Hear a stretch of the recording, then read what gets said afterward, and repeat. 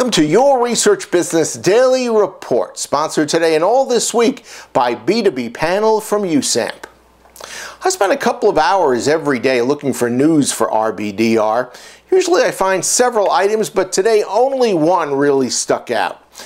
There's research by marketing agency Weber Shandwick that's been reported by bizreport.com, and it says 38% of women in North America are decreasing their social network use. Some have stopped using it altogether. Their explanations are also deflating. 59% say they're no longer interested, and 35% say they're just too busy. It's a stunning revelation if it holds up to scrutiny by other studies. To be continued. Next, telephone research has taken a backseat to online research since the latter burst on the scene over a decade ago. Mom-and-pop phone facilities have steadily disappeared, and phone research has been relegated to an afterthought. And yet, no one would suggest removing phone research from the researcher's toolkit essentials. In some environs, it turns out, phone research is thriving, like in Las Vegas, where Precision Opinion President Jim Medick says client demand for phone work has his business booming. So, Jim, reports of the telephone's demise as not only a major research tool, but a growing research tool may have been really overstated, huh? I think it's a little bit premature to say that. I myself used to think, well, maybe I'm in the buggy whip business and I need to reevaluate exactly what I'm doing here. But our phone work continues to grow. I think there's been a complete shift in the way you look at phone and the people that use phone.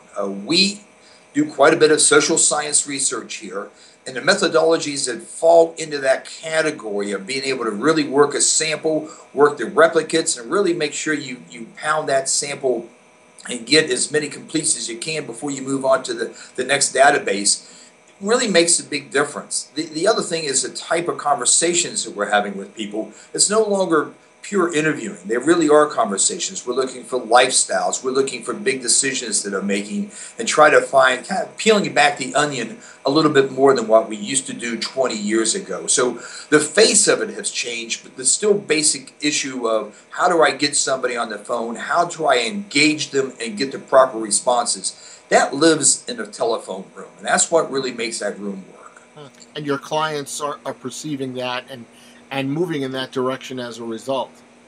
Yeah, it's very interesting. I mean, everything picks up speed. Everything needs to be done a lot faster than it used to do. We don't have the luxury of the long programming times and things of this nature. We're getting the results time. So the phone rooms really need to be geared out to get this information in a timely basis. That's probably our biggest competition with the internet, is that turnaround. We need to get it done and get it done now.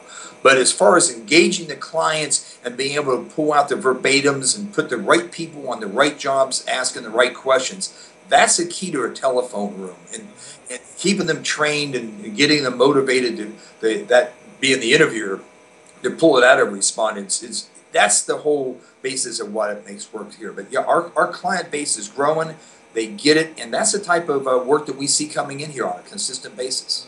Now, on two different occasions last year, you did major recruitments, and I understand you're going to be doing some more shortly.